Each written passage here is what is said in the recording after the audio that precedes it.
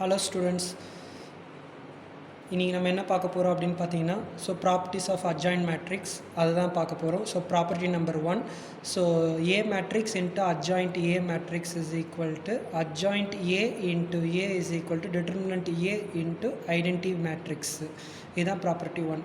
Property 2, determinant of adjoint A is equal to determinant of A matrix power n minus 1. n is the order of matrix.